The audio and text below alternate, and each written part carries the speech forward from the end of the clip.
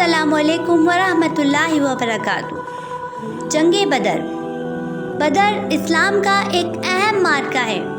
ना इससे पहले कोई मार्का ऐसा हुआ और ना क़यामत तक कोई मार्का ऐसा होगा, क्योंकि बदर वालों के लिए अल्लाह ताला ने फरमाया, जाओ तुम जो भी करो मैंने तुम्हें माफ़ कर दिया।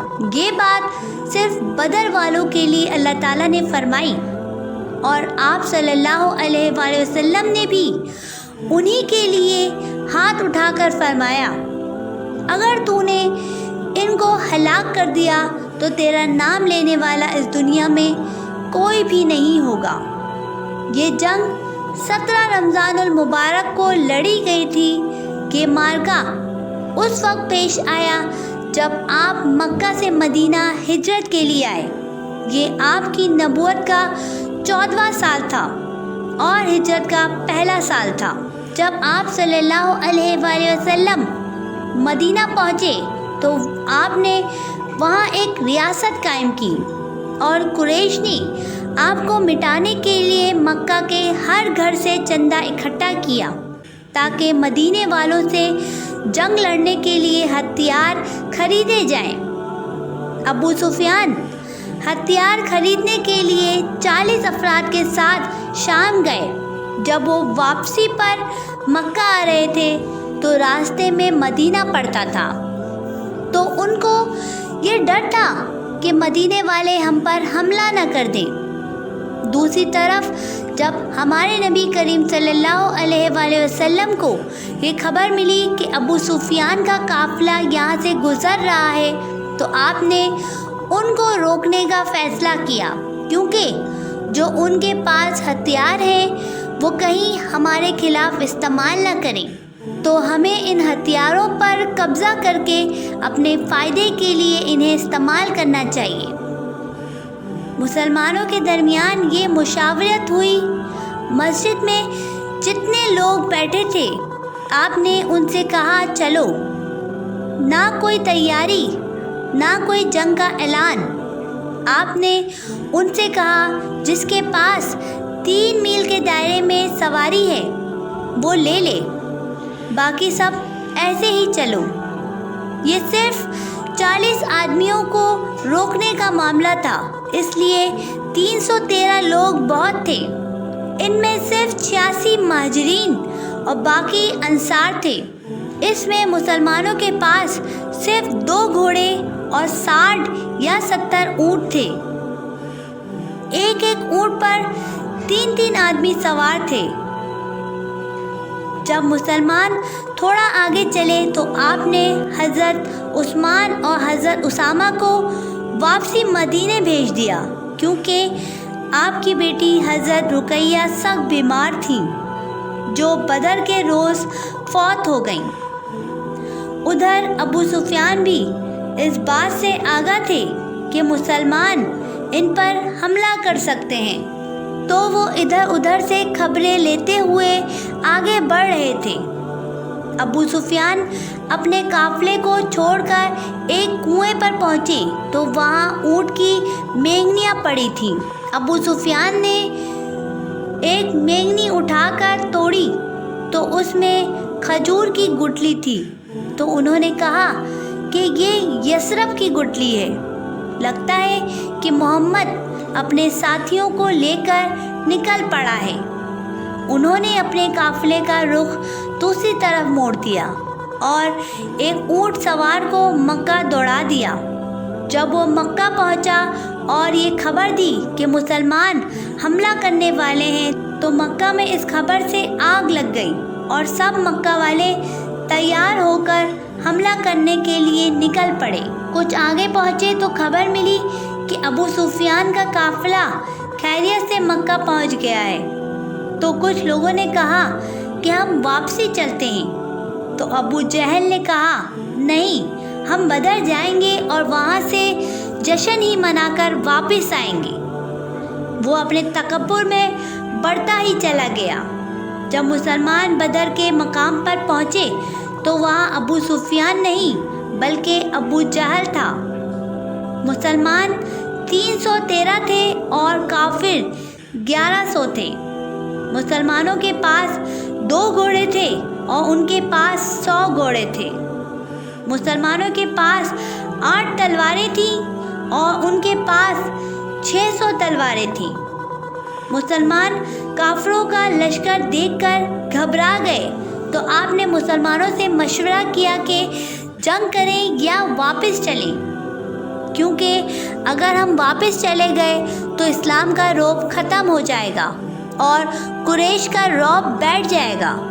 लिहाजा आप सल्लल्लाहु अलैहि वसल्लम ने मुसलमानों से पूछा, अब क्या करें? तो मिक़दाद बिन अस्वद खड़े हुए और उन्होंने कहा, हम बनी इसराइल नहीं जिन्होंने कहा था कि मूसा तू और तेरा रब लड़े, जब फतह हो जाए तो हमें बुला लेना। या रसूल अल्लाह, आप चलो और आपका रब चले, हम आपके दाएं से भी कुर्बान होंगे और आपके बाएं से भी कुर्बान होंगे। कोई हमारी लाशों से ही गुजरकर आप तक पहुंचेगा। ये बात सुनकर आप सल्लल्लाहु अलैहि वसल्लम का चेहरा खिल उठा, लेकिन आप चाहते थे कि मदीने वाले बोलें। फिर आपने पूछा क्या करें, क्योंकि मदीने वाले ज़्यादा थे और महाजिर कम थे। ये बात सुनकर साद बिन मास खड़े हुए और कहा, या रसूल अल्लाह, महाजरीन हमारे भाई हैं, ये हमारी तर्जुमानी कर रहे हैं। हम आपके हाथ पर ईमान लाए, गैबी खबरों पर ईमान लाए। या रसूल अल्लाह, आप जिससे भी कहें हम लड़ेंगे, मदीने का बच्चा बच्चा भी पीछे नहीं हटेगा। हम आगे से लड़ने वाले हैं, पीछे से नहीं। हम सीनों पर जख्म खाने वाले हैं। ये सुनकर आप सल्लल्लाहु अलैहि वसल्लम का चेहरा खिल गया। आप सल्लल्लाहु अलैहि वसल्लम ने कहा, यहाँ अबू जहल गिरेगा, यहाँ उमैया गिरेगा, यहाँ शेबा गिरेगा, यहाँ उतबा गिरेगा।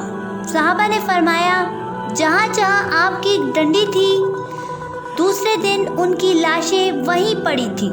आपने मुसलमानों की सफ़ें सीधी की और कहा, जब तक वो हमला न करें हमें उन पर हमला नहीं करना।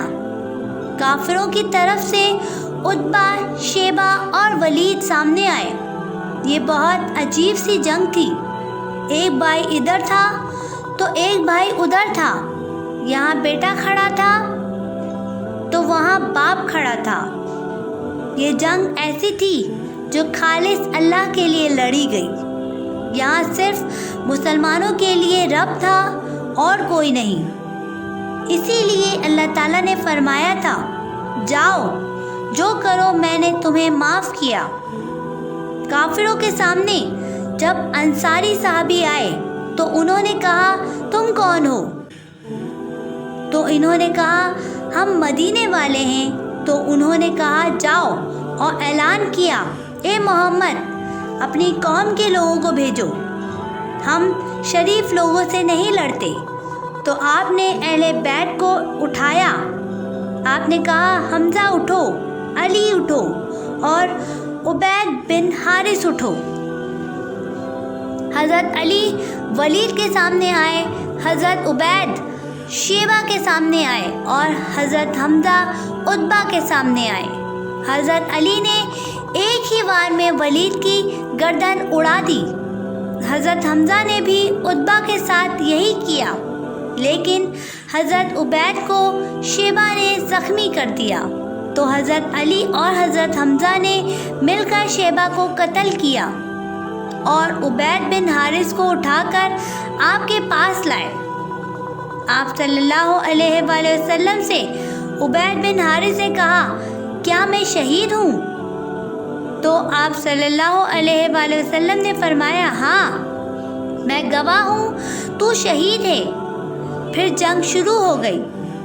आपने एक रेत की मुट्ठी उठाई और उनकी आंखों पर रेत फेंक दी तो वो रेत इन सब की आंखों में घुस गई।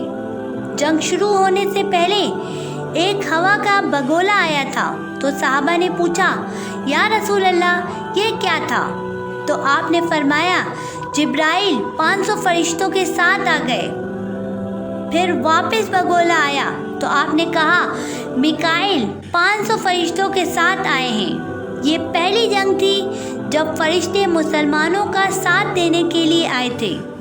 جنگ شروع ہوئی تو چند ہی گھڑیاں گزری تھی تو کفار کے قدم اکھڑ گئے اور ان کے 70 افراد مارے گئے اور 70 قید ہوئے۔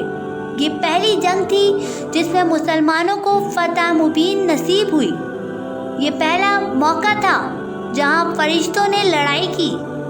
اس جنگ کے لیے اللہ تعالیٰ نے فرشتوں کو لڑنا سکھایا تھا۔ بہت سارے صحابیوں کا کہنا تھا کہ جب ہم تلوار اٹھاتے تھے تو ہمارے تلوار مارنے سے پہلے ہی سامنے والے کی گردن اڑ جاتی تھی۔ اس جنگ سے یہ سبق ملتا ہے کہ کوئی بھی جنگ کثرت کی بنا پر نہیں جیتی جا سکتی جب تک کہ اللہ کی مدد نہ آئے۔ کوئی بھی فتح حاصل نہیں کر سکتا چاہے وہ کتنی ہی اسباب اختیار کیوں نہ کر لے۔ اس جنگ کو اللہ تعالیٰ نے سورہ انفال میں تفصیلی بیان کیا ہے۔ اس جنگ سے مسلمانوں کے حوصلے بلند ہوئے اور کفار اپنے ہی تکبر میں ڈھیر ہو گئے۔